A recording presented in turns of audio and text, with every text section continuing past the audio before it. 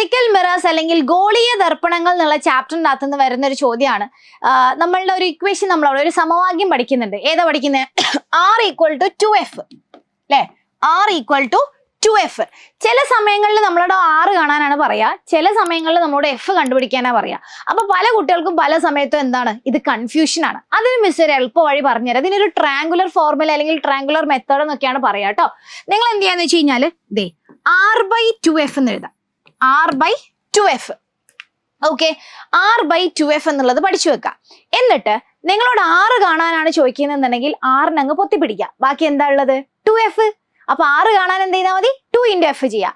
ഇനി സപ്പോസ് നിങ്ങളോട് F കാണാനാണ് ചോദിച്ചെന്നുണ്ടെങ്കിലോ Fന് അങ്ങ് പൊക്കി പിടിച്ച് എന്താ കിട്ടുന്നത്? R/2. R/2 ചെയ്താൽ നിങ്ങൾക്ക് എന്ത് കാണാം? F കാണാം. സോ ഇങ്ങനെ പഠിച്ചു വെച്ച് കഴിഞ്ഞാൽ R=2F ആണോ, F=R/2 ആണോ, F=2R ആണോ എന്നുള്ള സംശയങ്ങളൊക്കെ അങ്ങ് മാറിക്കിട്ടും. ഓക്കെ, സോ R/2F എന്ന് പഠിച്ചു വെക്കുക. R/2F നിങ്ങളോട് R കാണാനാണെങ്കിൽ ക്വസ്റ്റ്യനിൽ F തന്നിട്ടുണ്ടാകും. 2 × F ചെയ്താൽ R കിട്ടും. F കാണാനാണെങ്കിൽ Fനെ പൊക്കി പിടിക്കുക. ചോദ്യത്തിൽ R തന്നിട്ടുണ്ടാകും. R/2 ചെയ്താൽ എന്ത് കിട്ടും? F കിട്ടും. റെഡി?